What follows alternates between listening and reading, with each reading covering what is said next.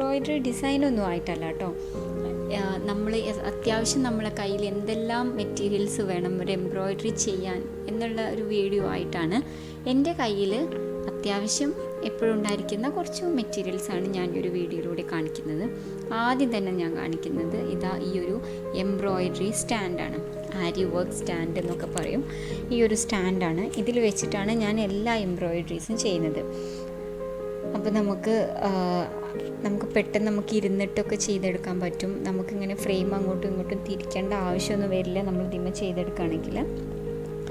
അപ്പോൾ ഈ ഒരു സ്റ്റാൻഡ് ഞാനിവിടെ ഒരു ബട്ടൺ ഹൗസിൽ നിന്ന് വാങ്ങിച്ചതാണ്. നമുക്കിത് ഓൺലൈനായിട്ട് വാങ്ങിക്കാൻ പറ്റും. 300 സംതിങ് ആണ് ഇതിൻ്റെ റേറ്റ് വന്നിട്ടുള്ളത്. അപ്പോൾ ഈ ഒരു സ്റ്റാൻഡിലേക്ക് ഫിറ്റായിട്ടുള്ള ഒരു എംബ്രോയ്ഡറി ഫ്രെയിമാണ് ഇതിൻ്റെ മുകളിൽ വെച്ചിട്ടുള്ളത്. ഈ ഒരു ഫ്രെയിമിൽ ക്ലോത്ത് ഫിറ്റ് ചെയ്തിട്ട് അതിൽ വെച്ചിട്ടാണ് ഞാൻ എംബ്രോയ്ഡറി ചെയ്യാറുള്ളത്. എന്നോട് എപ്പോഴും ആളുകൾ ചോദിക്കാറുണ്ട്, വീഡിയോസ് കാണുമ്പോഴൊക്കെ പല ആളുകളും ചോദിച്ചിട്ടുണ്ട് എവിടെ വെച്ചിട്ടാണ് എംബ്രോയ്ഡറി ചെയ്യുന്നത് എന്നൊക്കെ. അപ്പോൾ ഈ ഒരു സ്റ്റാൻഡിൽ വെച്ചിട്ടാണ് ഞാൻ എല്ലാ വീഡിയോസും ചെയ്യുന്നത്. അപ്പോൾ ഇതിൽ എങ്ങനെയാണ് തുണി വെച്ചിട്ട് നമ്മളിത് ചെയ്യുന്നതെന്ന് കാണിക്കാം. ഇതുപോലെ നമ്മൾ ആ ഒരു ഫ്രെയിമിൽ ക്ലോത്ത് ഫിറ്റ് ചെയ്തതിന് ശേഷം ഇതുപോലെ ഇതിൻ്റെ മുകളിൽ വെക്കുകയാണ് ചെയ്യുന്നത്. എന്നിട്ട് നമുക്ക് ഇതിൻ്റെ മുകളിൽ ഈ ഒരു പോർഷനിൽ നമുക്കിതൊന്ന് ഇതിൽ എംബ്രോയ്ഡറി ചെയ്തെടുക്കാൻ പറ്റും. ഇതൊരു വലിയ ഫ്രെയിം ആയതുകൊണ്ട് തന്നെ ഒരു നെക്കൊക്കെ കംപ്ലീറ്റ് നമുക്ക് ഈ ഫ്രെയിം നീക്കി കൊടുക്കാണ്ട് തന്നെ നമുക്കിത് ചെയ്തെടുക്കാൻ പറ്റും. അടുത്തതായിട്ട് ഞാൻ ഉപയോഗിക്കുന്ന സാധനം ആങ്കർ ത്രെഡ്സ് ആണ്. ആങ്കർ ത്രെഡ്സ് പല കളറിലുള്ള ആങ്കർ ത്രെഡ്സ്. ഇതിപ്പോൾ എൻ്റെ കയ്യിൽ സ്റ്റോക്കുള്ള കുറച്ച് ത്രെഡ്സ് ആണ് കേട്ടോ. പിന്നീട് ഫാബ്രിക് പെയിൻറ്റ്, നമ്മൾ പെയിൻറ്റ് വെച്ചിട്ട് ഡ്രസ്സ് ഡിസൈൻ ചെയ്യാറുണ്ട്. അപ്പോൾ എൻ്റെ കയ്യിലുള്ള കുറച്ച് ഫാബ്രിക് പെയിൻറ്റ്സ് ആണിത്. പിന്നെ കുറച്ച് ബീഡ്സ് ആണ്. ഇത് ഷുഗർ ബീഡ്സ് ആണ്.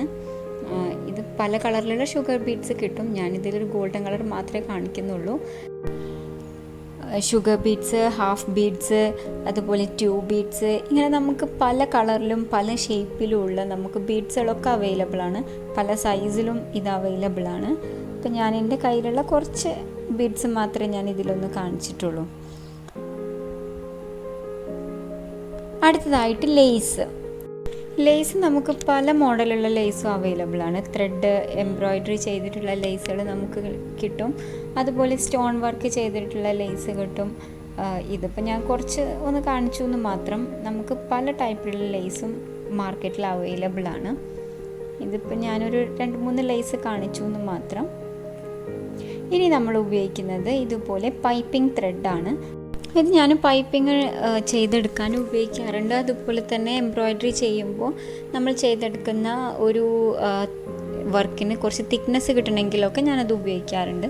അടുത്തതായിട്ട് ഇതുപോലെ മിറർ ഫ്രെയിംസ്, അതുപോലെ കുന്തൻ സ്റ്റോൺസ്, ജർദോസി, ഇതുപോലെയുള്ള ഐറ്റംസൊക്കെയാണ് പിന്നെ നമ്മൾ ഉപയോഗിക്കുന്നത്.